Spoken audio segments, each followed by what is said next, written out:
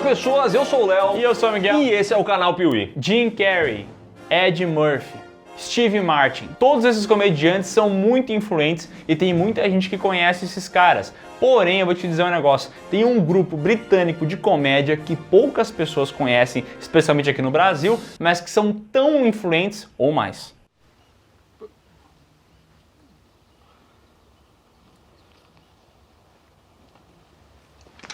Estamos falando de Monty Python, que talvez você nunca tenha ouvido falar, não saiba o que é, mas fique tranquilo porque hoje a gente vai poder te apresentar Monty Python e falar sobre um dos grandes filmes de comédia de todos os tempos. Então se aquieta aí que tá começando mais um Filme Stop no canal Piuí, hoje sobre Monty Python em busca do cálice sagrado. Canal Piuí, em busca do like sagrado.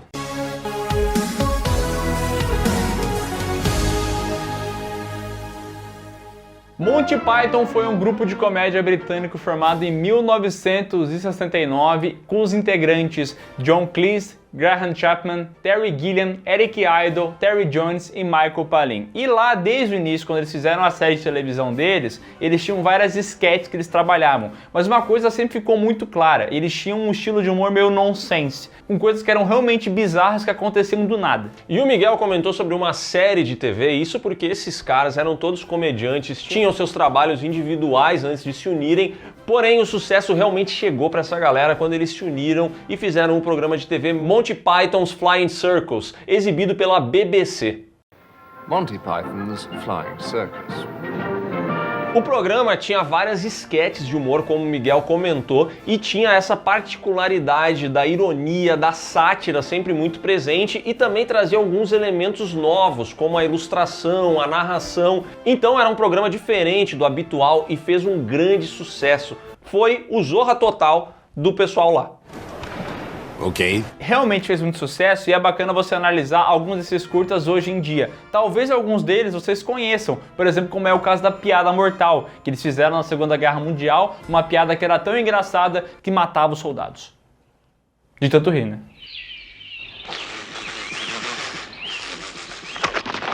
E se hoje em dia você abre a sua caixa de e-mail e tá cheio de spam, ou você recebe um monte de mensagem que não quer no seu celular, saiba que esse uso da expressão spam também surgiu com Monty Python em uma sketch onde o pessoal queria comer alguma coisa diferente, mas a loja só oferecia spam. Could I have egg, bacon, spam and sausage without the spam? E se você é uma pessoa que anda engraçado, fique sabendo que você pode fazer parte do Minister of Silly Walks.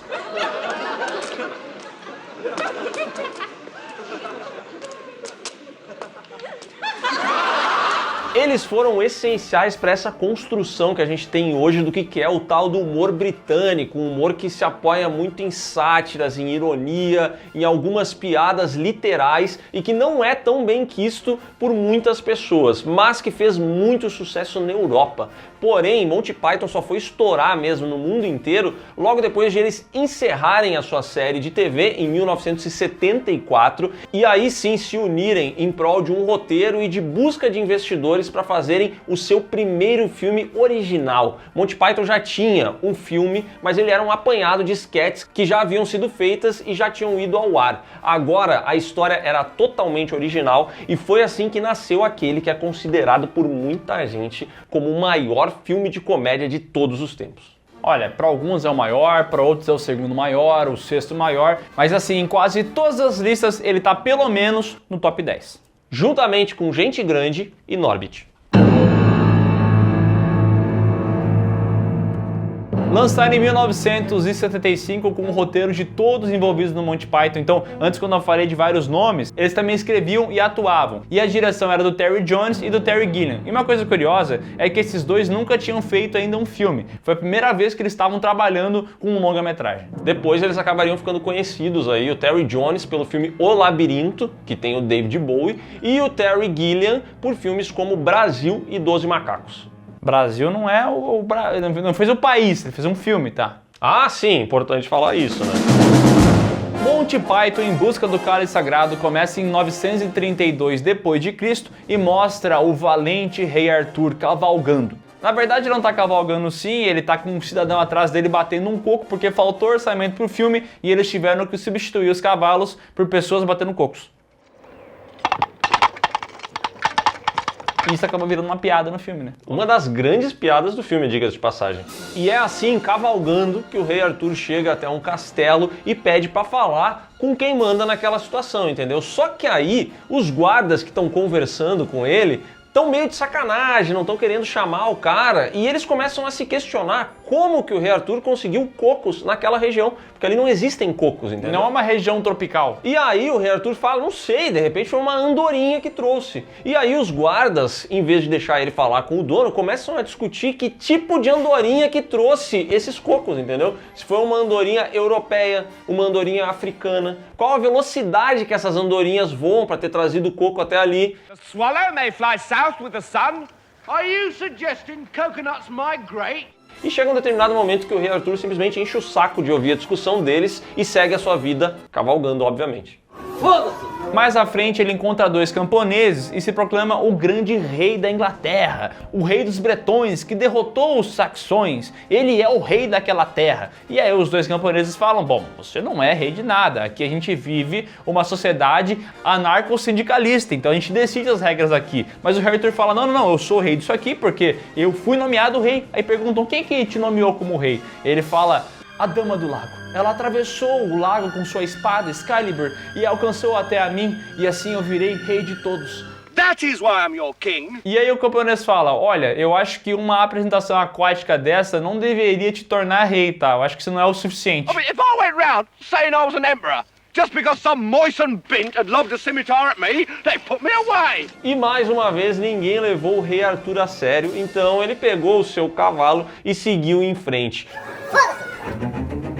E é aí que ele vai parar em uma floresta. E nessa floresta ele é abordado pelo perigosíssimo Cavaleiro Negro, que fala pra ele que ele não vai passar a não ser que ele vença um duelo contra o Cavaleiro. E nesse momento eles começam essa batalha. Épica, uma épica batalha.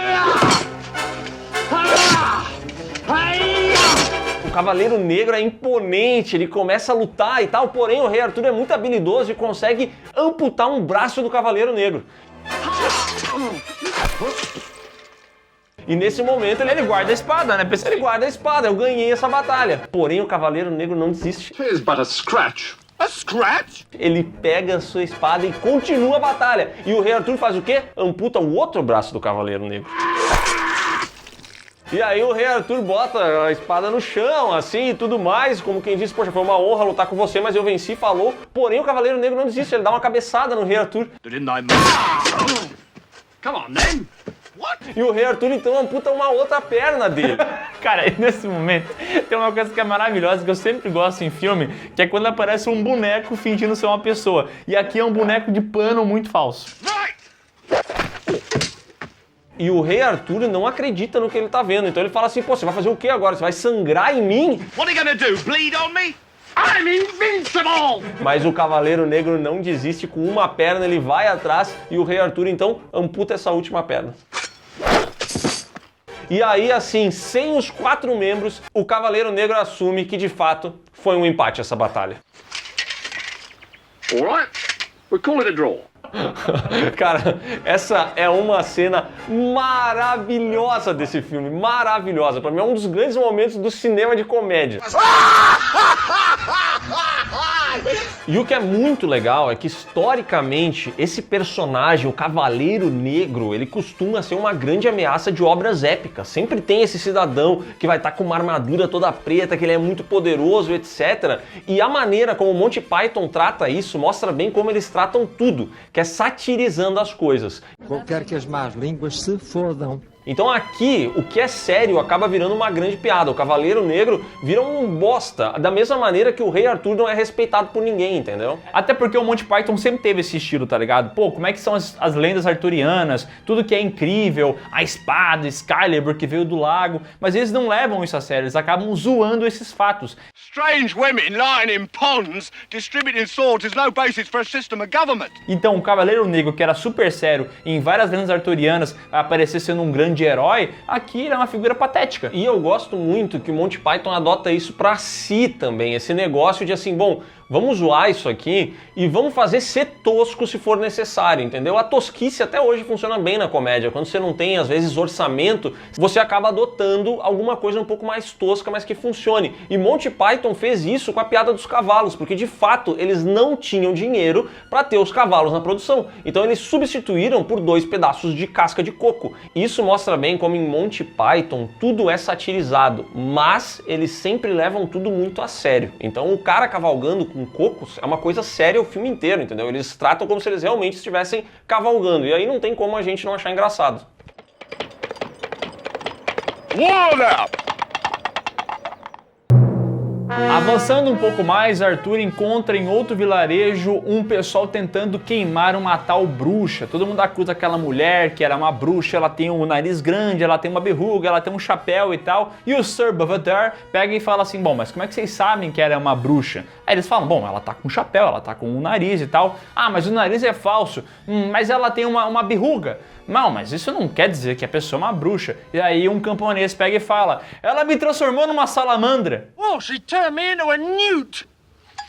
E aí eles olham pro cara, o cara não é uma salamandra, e ele conclui que, eu melhorei.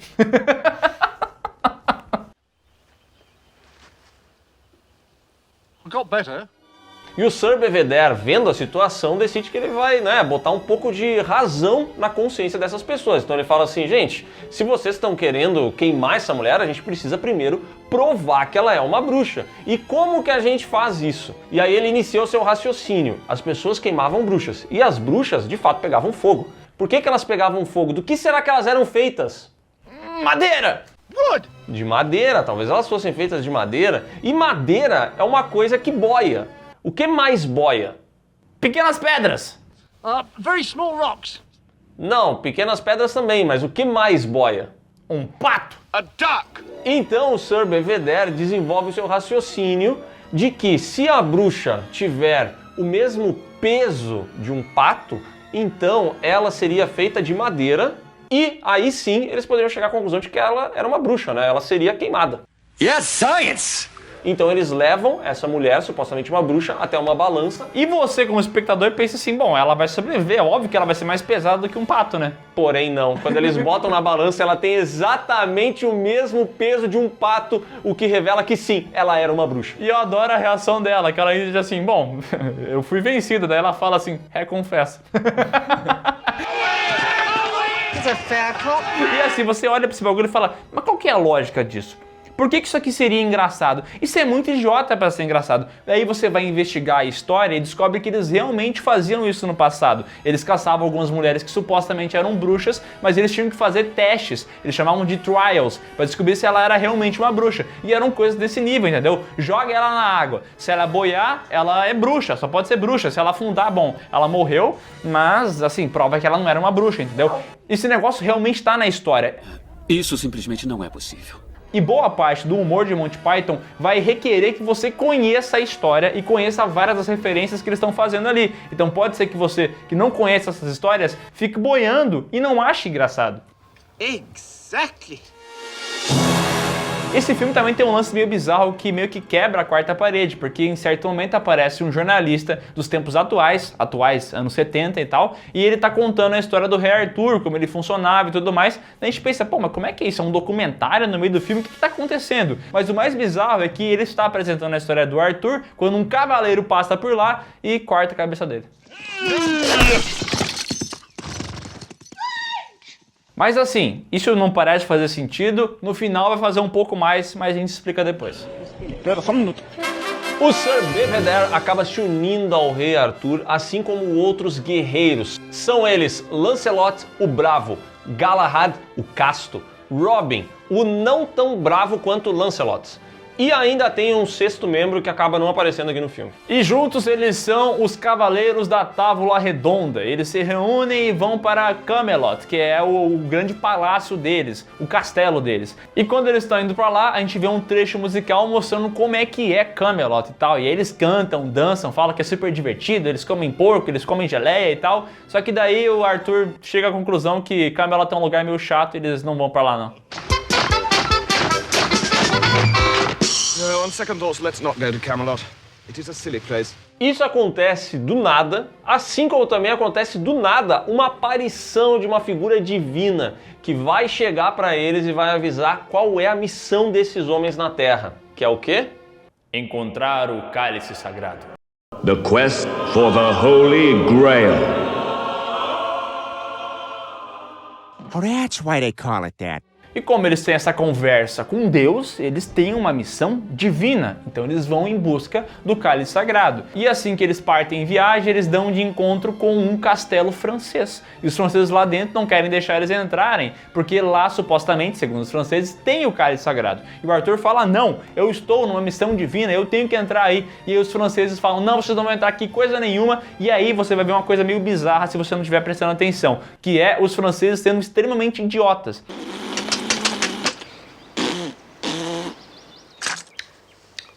What a strange person. Você fala assim, pô, por que eles estão sendo assim? Meio bobalhão, meio desenho animado. É porque os britânicos e os franceses têm uma rixa histórica de anos e anos e anos. Então sempre que um francês é retratado nas obras do Monty Python, vai parecer que ele é um bobalhão.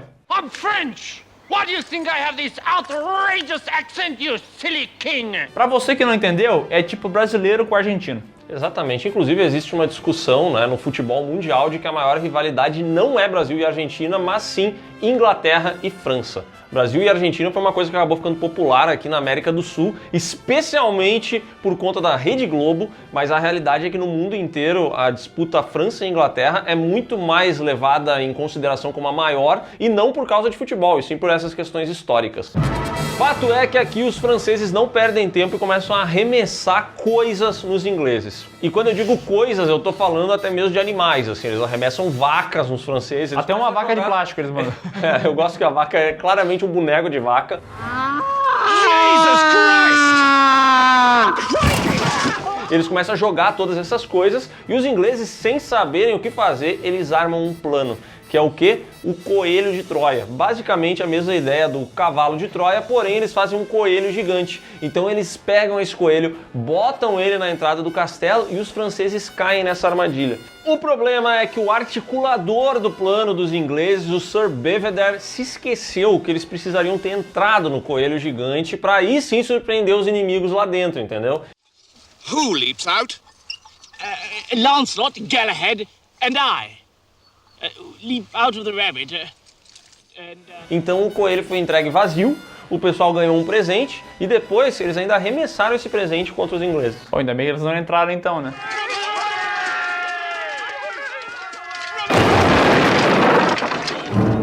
Na sequência, o Arthur tem uma ideia muito boa, que é ele se separar e cada um procurar num canto. E o Sir Robin, que é meio covarde, acaba encontrando um cavaleiro com 3 cabeças. E aí essas 3 cabeças começam a discutir entre si e ele aproveita isso para escapar bravamente. Na sequência, Galahad, o casto, vê a imagem do cálice sagrado em cima de um castelo. Ele vai até esse castelo e lá ele encontra várias mulheres. Exatamente, ele chegou num castelo que é habitado somente por mulheres jovens e belas. Mulheres que, como elas mesmas dizem, estão cansadas de viver uma vida que consiste apenas em tomar banho, se secar, ficar cheirosas e produzir lingeries sensuais. Bathing, dressing, undressing, making exciting underwear.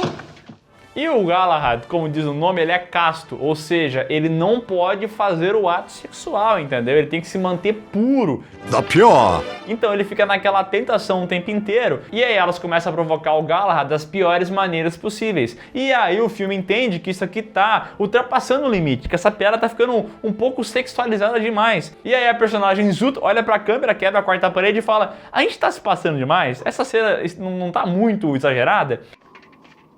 Do you think this scene should have been cut? We were so worried when the boys were writing it. E aí vários personagens do filme vão tendo suas reações. E eu acho isso muito engraçado, porque o filme é de 75. Em 75 eles já sabiam que essas piadas sexualizadas, especialmente com mulheres, podem ficar um pouco datadas, né? At least ours was committed. It wasn't just a string of pussy jokes. Entretanto, até hoje tem gente que não sabe disso, né? E o Michael Bay tá aí pra provar, fazendo em todos os filmes sempre uma mulher totalmente sexualizada. Quer saber? É disso que eu gosto.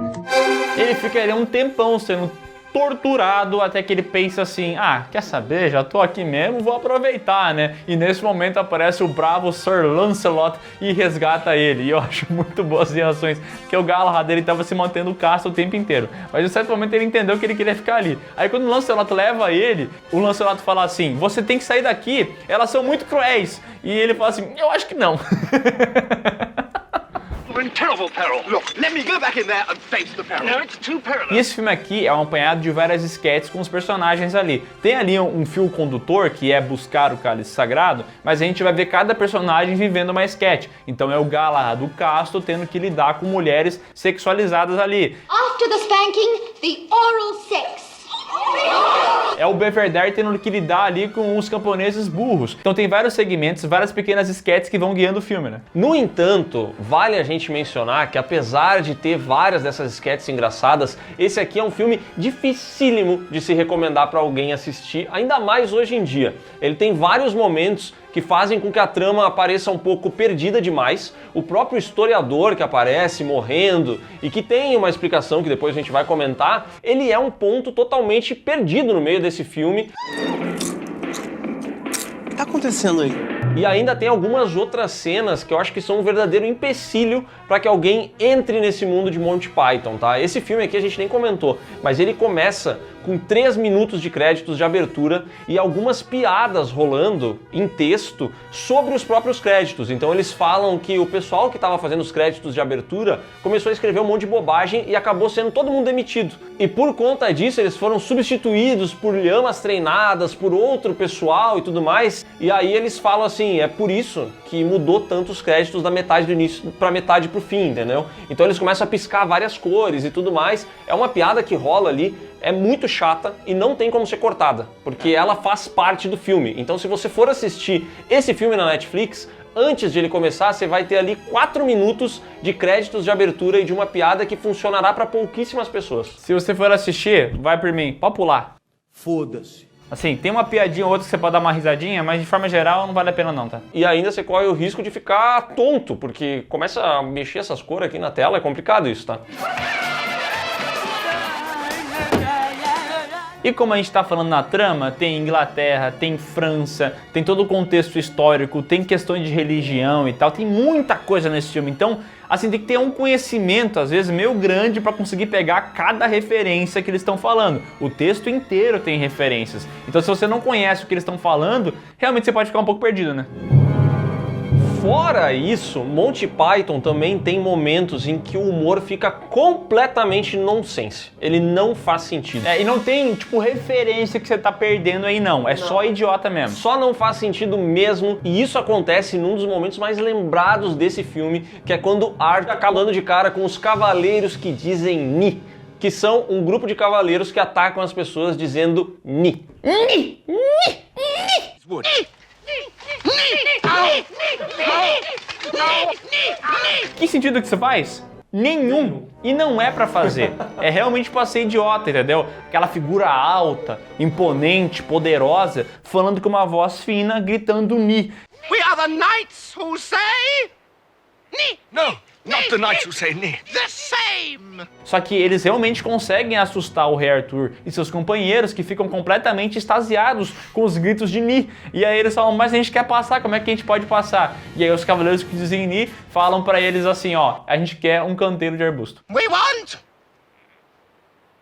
a shrubbery! Que sentido que isso faz?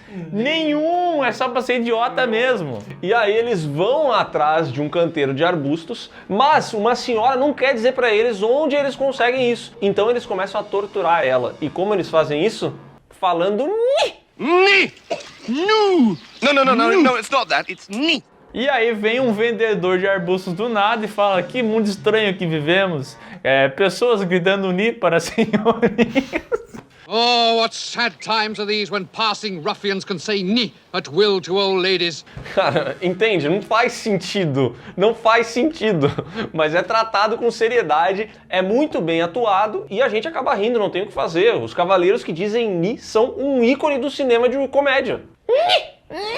Eles voltam lá pros cavaleiros que dizem e entregam o canteiro de arbustos. E eles falam, é legal, mas agora a gente não é mais os cavaleiros que dizem ni, agora somos os cavaleiros que dizem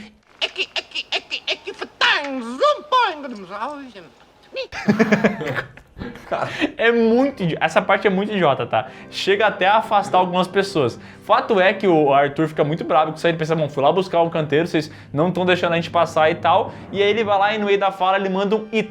E aí eles descobrem que it é a fraqueza dos cavaleiros que dizem ni. E aí eles ficam falando it um pro outro e tal, e os cavaleiros que dizem ni ficam agonizando de dor.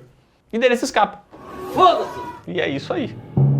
O único cavaleiro que não estava com eles era o tal do Lancelot. Ele estava em outra missão. E em paralelo a isso, a gente vê um rei que quer casar o seu filho com uma mulher lá que é filha de um dono de terras e tal. Cara, só um comentário que eu adoro, que ele começa a tentar explicar pro filho dele por que ele precisa casar. E daí ele tenta explicar pro filho dele que o pântano não é um bom local para eles estarem, entendeu? Mas ao mesmo tempo, ele não quer assumir que é ruim. Então o filho dele fala assim, poxa, mas o pântano não é muito bom, né, pai? Não sei o quê. Ele fala assim, não, o pântano... Uma vez a gente construiu um castelo e ele sucumbiu. So I built a third one. That burned down, fell over, then sank into the swamp. But the fourth one... Mas agora nós estamos aqui nesse castelo que está em pé e é todo seu, meu filho. Só que o filho não quer castelo, o filho não quer casar, ele quer cantar. E quando ele vai começar o musical dele, o pai dele manda falar, não, para, não quero ver isso aí não, tá? Fica aqui, eu vou lá no casamento. E ele fala assim, ó, guardinha, cuida do meu filho, não deixa ele escapar. Só que os guardinhas são os dois imbecis do caralho que não entendem nada que o cara tá falando, entendeu? E essa cena, cara, ela é extremamente longa, mas eu não consigo não rir, tá ligado? É muito engraçado ele tentando explicar pros guardinhas e os guardinhas não entendendo nada. And make sure he doesn't leave. What? Make sure he doesn't leave. The prince? Nessa cena, eu acho que muita gente realmente desiste de seguir em frente. Porque são assim, olha, alguns minutos do cara falando assim, não, você deixa o meu filho aqui e quando eu voltar, você permite que ele saia. Aí o guarda fala assim, tá, então eu deixo seu filho sair, quando você chegar... Não. Você deixa o meu filho aqui e quando eu chegar... E eles ficam nessa repetição por muito tempo. E eu entendo perfeitamente quem abandona aqui. Eu adoro que depois de explicar tudo e eles entenderem, aí o cara abre a porta, vai embora e os guardas vão atrás. All quite clear, no problems. Right. Fato é que esses guardas são tão inúteis que não percebem que esse garoto começa a escrever uma carta e essa cena de fisicalidade é maravilhosa. Ele pega a carta, começa a escrever assim, pega, bota numa flecha e atira a flecha e vai parar lá no cavalo do nosso querido Lancelot. E aí nessa mensagem tá dito, ó, fui sequestrado pelo meu pai, ele tá me obrigando a casar, não quero casar. E o Lancelot é o bravo, ele é um guerreiro habilidosíssimo, então ele fala assim, não, eu vou salvar essa princesa. Ele achou que era uma princesa. Então ele vai até esse castelo e os outros dois guardas que estão lá enxergando o Lancelot vir não percebem a habilidade que ele tem e como ele é rápido para atacar.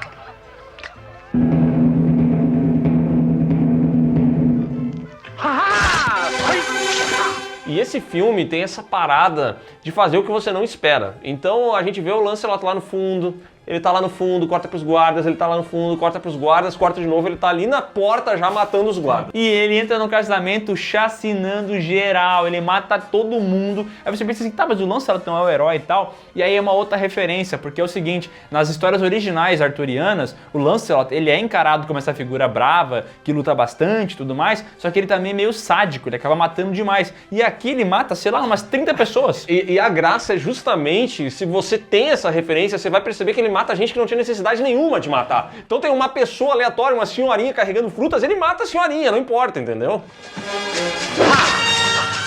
E ele chega até o quarto do príncipe lá e fala, ah, você não é princesa? Não, eu sou um príncipe. E ele fica até meio decepcionado, que ele achou que era uma princesa e tal. E nesse momento aparece o pai do garoto, começa a falar pro Lancelot e tal, olha, Lancelot, você é muito bravo, você da Távola Redonda, então você não...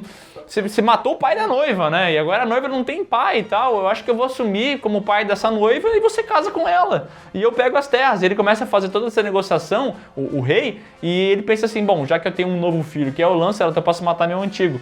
E ele pega e joga o filho dele castelo abaixo. When I'm in this idiom, I sometimes get a bit sort of carried away. Bom, o Lancelot não quer ficar naquele castelo ali porque ele tem uma missão que é buscar o cálice sagrado. Então aparecem os companheiros dele e ele acaba escapando ali de uma maneira heróica. Ele não pode só sair pela porta da frente. Só se lembrava. Dramatically, sir? Dramatically!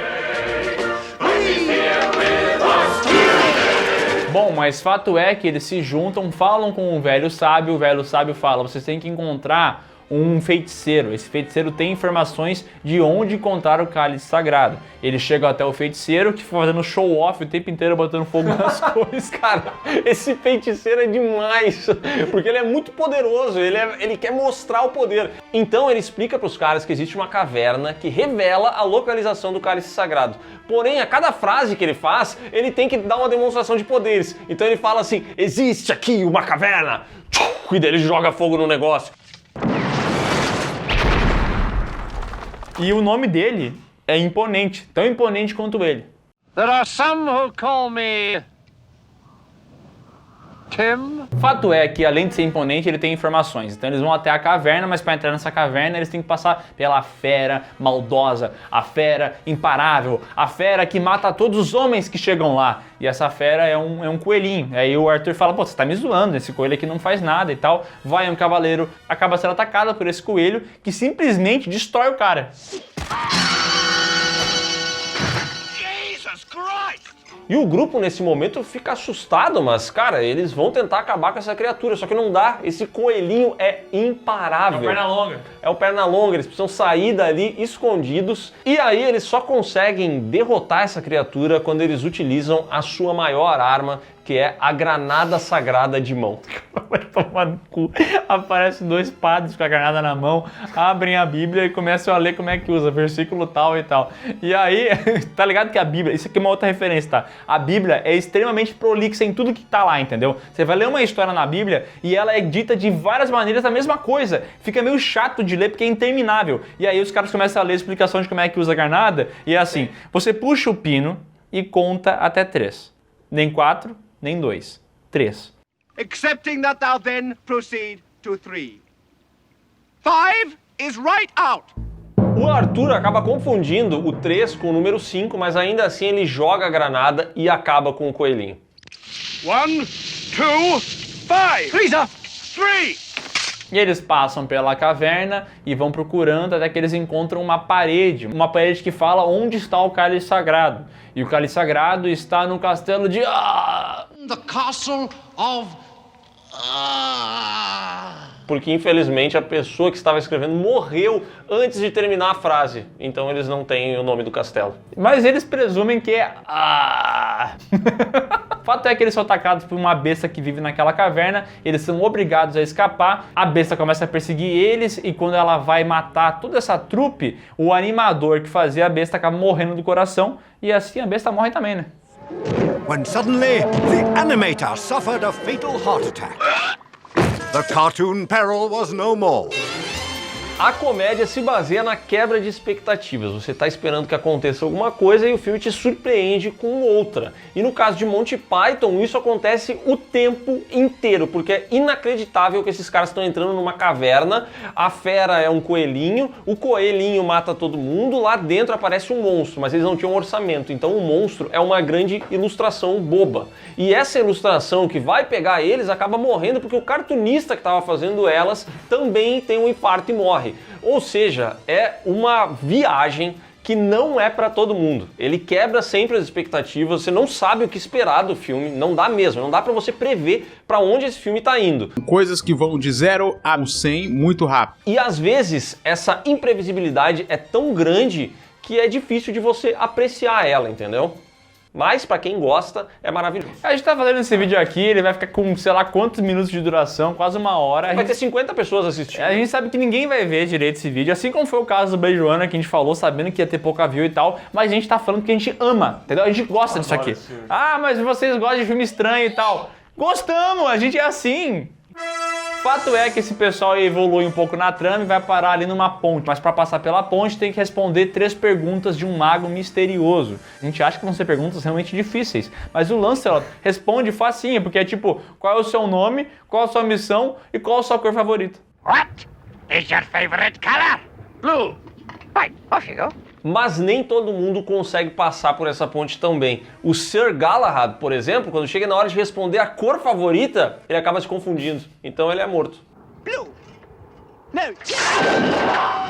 O Robin, achando que as perguntas iam ser fáceis, chega lá cheio de ponta e elegância, mas é uma pergunta difícil, e aí ele acaba se ferrando. I don't know that! E quem também recebe uma pergunta dessas digna do show do milhão é o Rei Arthur.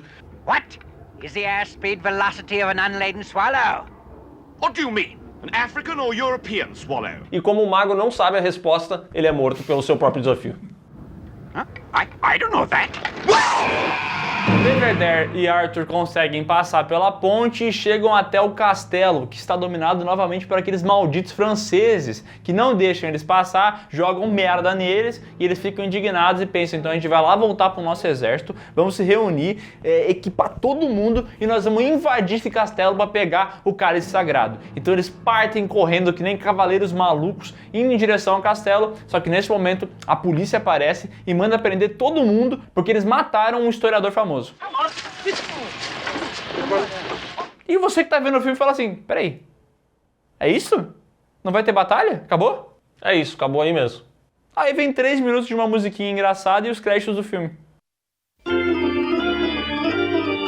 Esse final é anticlimático e desagrada muita gente que queria ver a batalha, queria ver mais uma piada, mas o pessoal que está envolvido na trama, especialmente o Terry Jones, ele comentou sobre o final ser anticlimático e como isso ia ser engraçado, as pessoas esperavam uma coisa e acontecer outra. Aí você pergunta, tá, mas o que tem a ver a polícia, prender a galera, o historiador famoso e tal? Originalmente, o roteiro do filme era para se passar tanto no passado quanto no presente. A piada final seria que eles iam encontrar o cálice sagrado numa loja de antiguidades na Inglaterra moderna. Só que aí eles acabaram mudando o roteiro e só resolveram essa parada da modernidade entrando ali na antiguidade para parar o cerco, entendeu? Não, vocês estão fazendo um crime, não pode matar ninguém, é muita violência, então vai todo mundo pro xilindró. É uma piada anticlimática. Tem gente que não gosta, mas eu gosto. Eu, pra ser sincero, eu não gosto. Pra mim, o defeito do filme é a parte do historiador e essa parte mais moderna no final, assim. Super entendo quem se incomoda muito com isso. Pra mim, é uma ponta solta do filme, mas não é uma coisa que atrapalha a minha experiência, entendeu?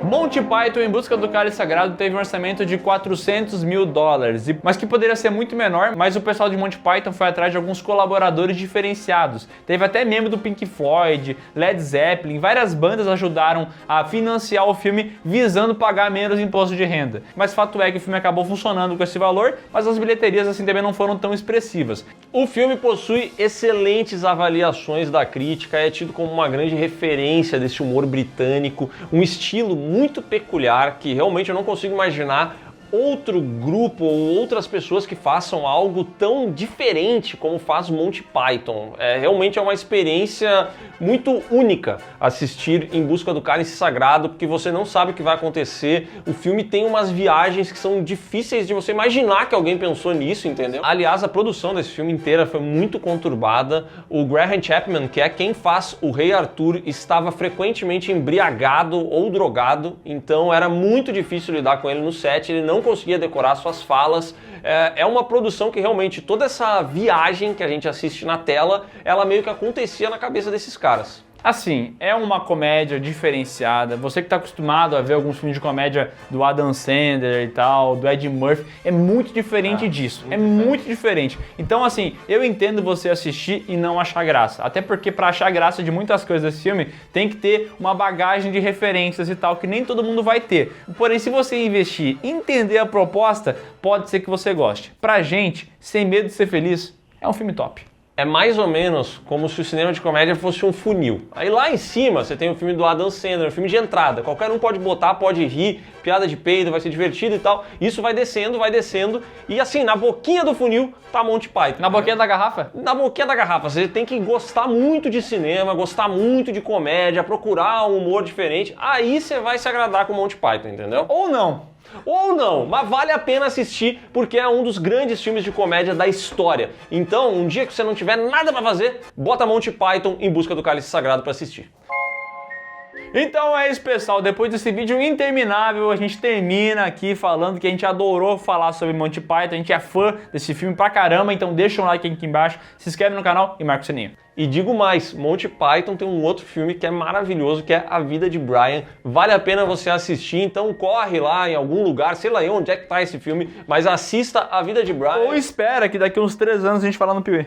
Boa, não assiste A Vida de Brian, não assiste, espera o Piuí fazer aqui, tá?